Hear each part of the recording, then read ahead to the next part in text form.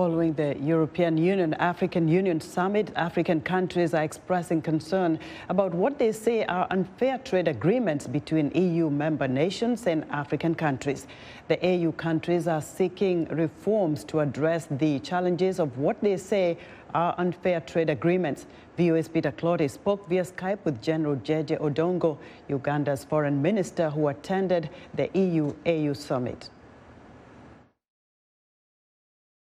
It is true that in general terms, we are concerned. We may not be very unhappy, but we are concerned that the arrangement that exists between Africa and the EU is quite unsatisfactory. Why? We think it's unsatisfactory because it consigns Africa to raw material producers.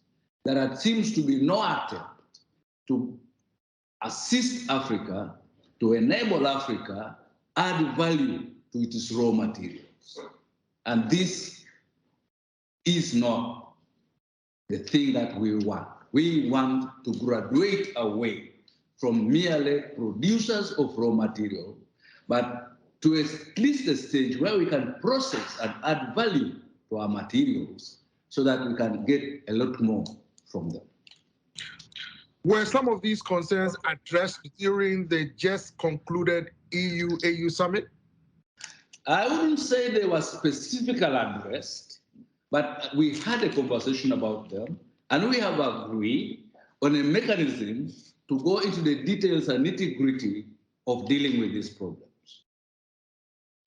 You are seeking reforms, but were they open to addressing them, perhaps in the near future? In fact, if I could quote the chairperson of the EU Commission, she did indicate that she would like to meet the chairperson of the AU Commission as soon as possible under the assistance of the World Trade Organization so that they can go into the nitty-gritty of all of these matters as soon as possible.